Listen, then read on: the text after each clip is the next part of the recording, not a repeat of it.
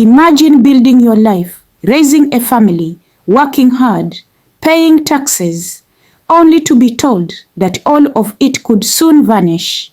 Over 500,000 people in the US are now waking up to that exact nightmare. Good evening and welcome to Sauti Mzalendo, where the voice of the people takes center stage. We are talking about a major immigration decision shaking thousands of families to the core. A move that could uproot the lives of more than 530,000 immigrants living legally in the United States. Let's get into it. The US government has announced it's ending temporary protected status, or TPS, for immigrants from Nicaragua, a policy that has allowed many to live and work in the US legally for years, even decades. TPS is a legal protection given to people from countries going through war, natural disasters, or extreme violence. For Nicaraguans, that protection started after Hurricane Mitch struck in 1998. Yes, 1998.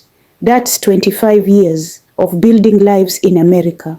Now, with this change, those immigrants will lose their legal status, their work permits, and possibly face deportation unless they find another way to stay. This isn't just about numbers.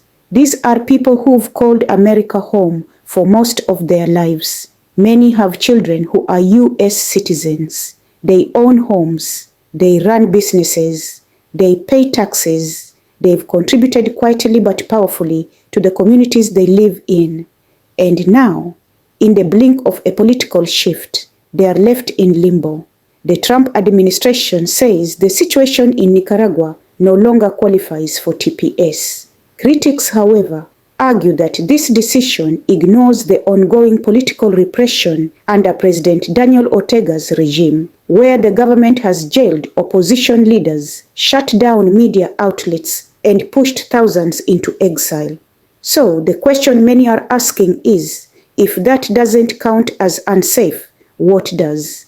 Let's zoom out. This move fits into a larger immigration debate in the US. TPS was never meant to be permanent, but when people stay under it for decades, how can we not treat them as part of the fabric of the nation?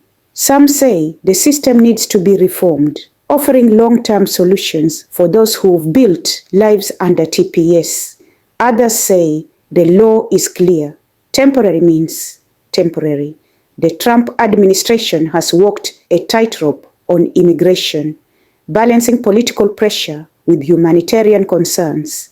But critics from both sides of the aisle are speaking up, some saying the president is being too tough, others saying he's not being tough enough. Immigrant advocacy groups are calling the decision heartbreaking. One woman who's lived in Florida for 20 years under TPS said, "My children were born here. I work. I pay taxes. America is my home. I don't know anything else. What will I do now?" And that's not just one story. That's the voice of over 500,000. Let me say this. Laws should be followed, yes, but laws should also evolve with reality. When someone has lived in your country for 2 decades, contributing, raising kids, building a life, they are not guests anymore. They are neighbors. They are co-workers. They are part of the story. Kicking out over 500,000 people doesn't just affect them. It affects schools, workplaces, churches, communities. It's easy to talk about immigration as numbers and policies. It's harder, but far more important, to talk about it as people and futures. The question for America isn't just about who gets to stay. It's about what kind of country it wants to be. And from this side of the mic, it seems like compassion and common sense are both being put to the test. That's Sauti Mzalendo, and the mic is always open for the voice of the people. Stay loud, stay informed. Sauti ni yako.